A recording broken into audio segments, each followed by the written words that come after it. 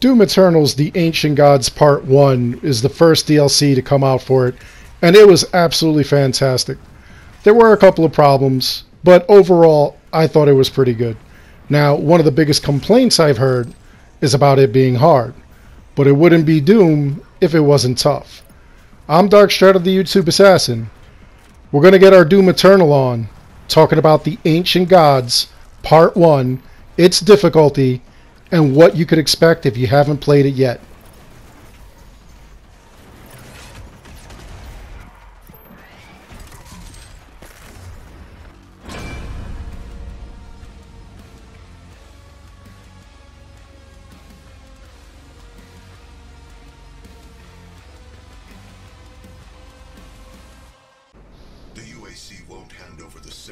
So again, a lot of people really complained that the game was tough, that the DLC was tough.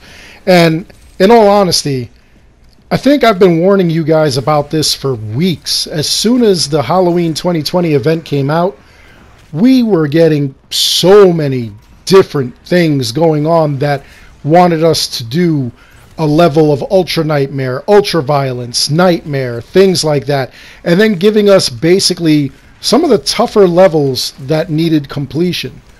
So to me, and I've said it on all of those weekly challenge videos, I've told people, I really think that they're preparing us for this DLC. I really think the DLC is going to be difficult.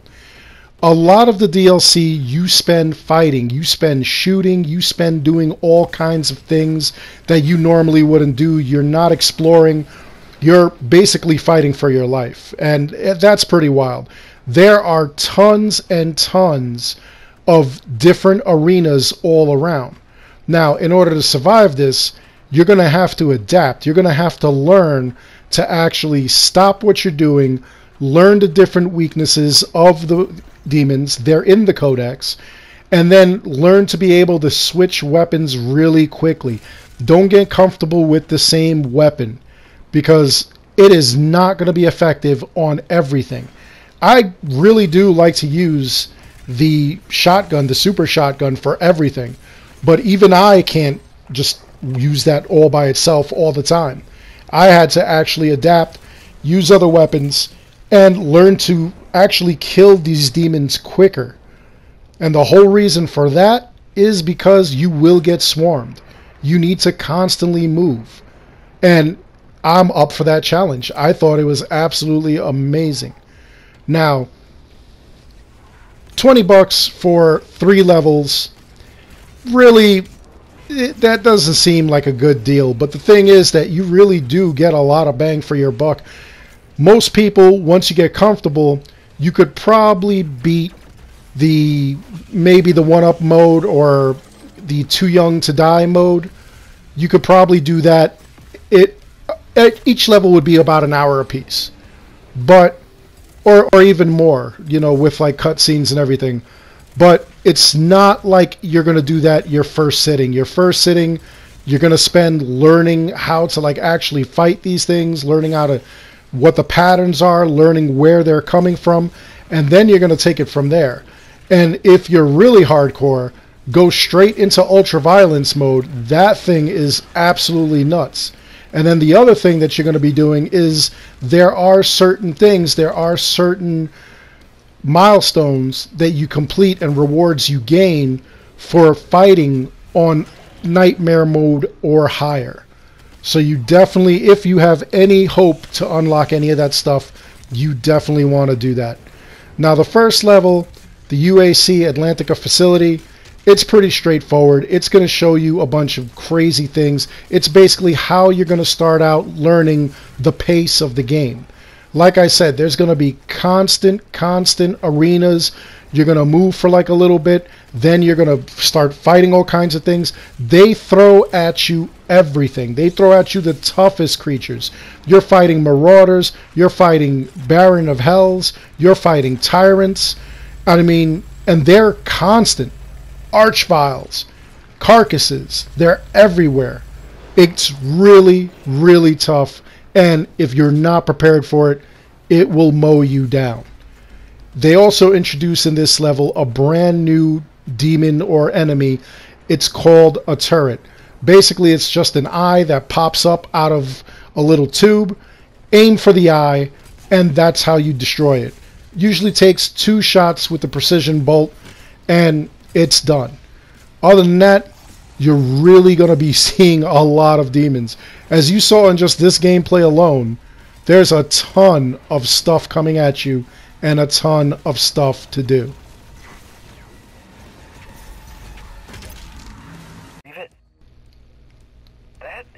By the time you get to the second level, the blood swamps, they're upping the ante. You're going to be dealing with like a lot of crazy stuff. There are way more arenas here.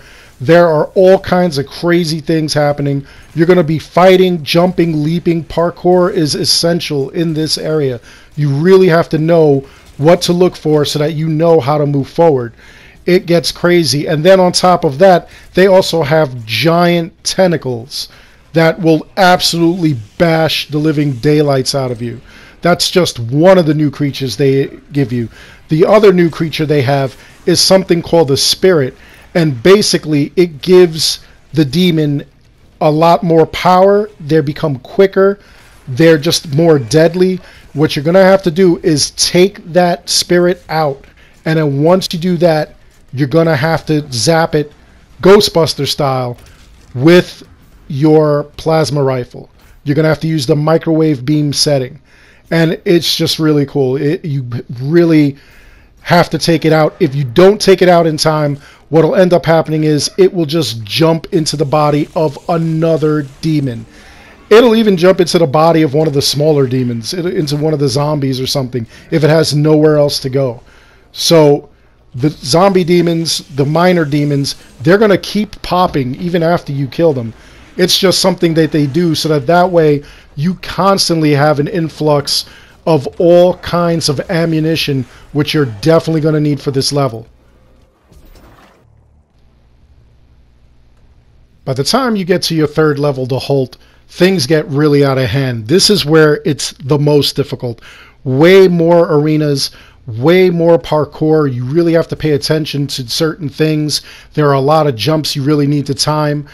There's a lot of secrets to be had here. And then they also have the inclusion of the Blood Maker. The Blood Maker is a maker that has a golden shield around it at all times.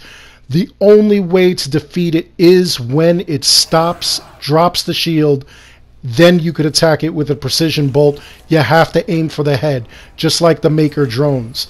This thing is just evil. Look at this. You can't even damage it. You really do. Your best way of doing it is hitting it with the precision bolt. The other thing that's kind of crazy is that it has several attacks.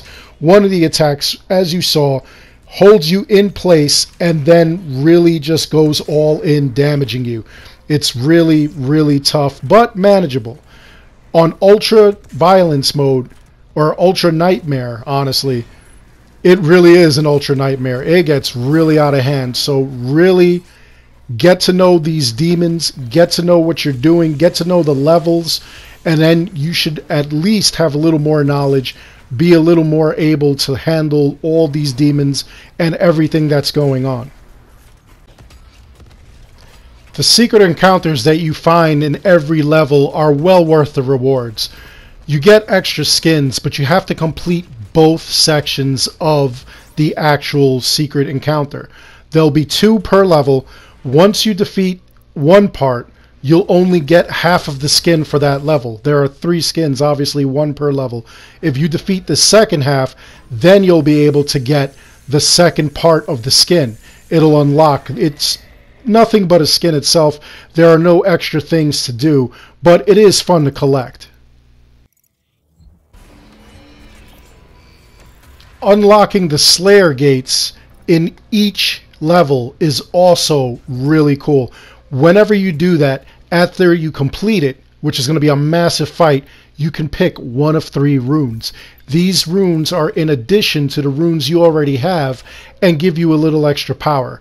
You'll be able to do Desperate Punch, which allows you to really belt out a lot more damage with your Blood Punch when you're weaker. There's another rune that allows you to steal your 1-up back after you've been killed. So These things just add a little more strategy to the game, especially when you're playing on the harder difficulties. Obviously, we're not going to use the 1-up in like the higher levels like Ultra Nightmare, but it's still pretty good to have. It's pretty good for the other kind of sections, and you really want them.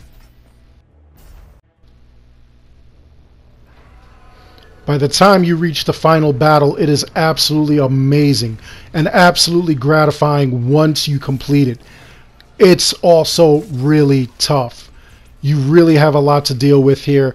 It's going to push you to your limits. It's going to really test out your ability to be able to switch between weapons and use the most effective weapons in order to defeat the final boss and defeat all the other creatures there. The ending was very satisfying, very cinematic. It was really incredible, and all in all, it really added to the lore, which I always say is what a DLC must do.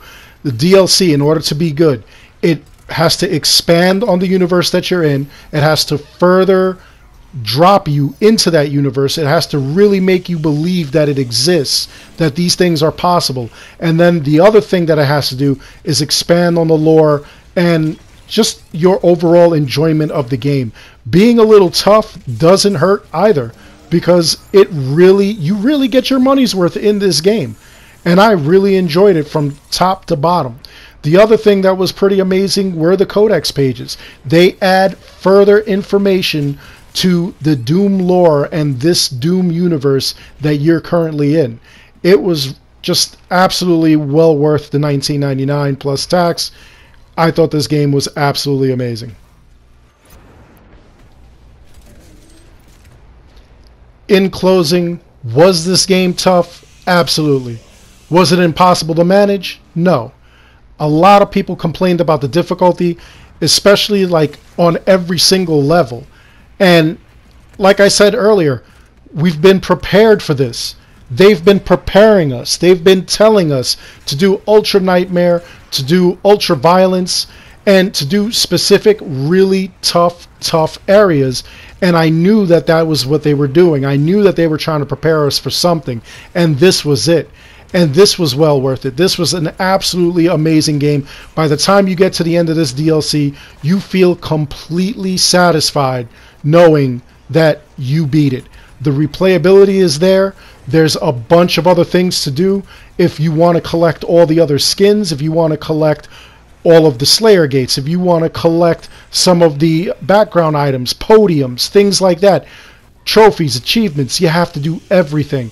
And again, it is well worth it. It's very gratifying. It's not easy, but it's not impossible either. You just really have to increase your skill. Get to know the guns, get to know the weaknesses. That's what you're going to do. That's how you're going to survive. And then also get to learn the levels. Now, as far as complaints, I kind of would have loved to have this be a little bit longer, honestly. I'm not a huge fan of short games. The only reason that I am not complaining too much in this case, whereas normally I would because of the length of the game, it has a lot of replayability, it has a lot of things that you still have to do. But I would have loved to have like an extra level or two. That would have been amazing. Even though the story really did work for 3 levels, I still would have loved to have had like 1 or 2 more. Now, as far as like the game mechanics, the gameplay and everything, it was just standard Doom. It was very easy. It's once you got it, you got it. They didn't do anything different. They didn't add anything new. They did add some new things like the dive suit, which I thought was pretty cool. We only saw it for 1 level though, and I would have loved to have seen it a little bit more, especially some kind of use out of that. That would have been awesome. But that's neither here nor there. Now, the other thing that kind of upset me was we did not gain Horde Mode, which is something that they had said we were going to get since Doom Eternal first came out. I would have loved to see Horde Mode.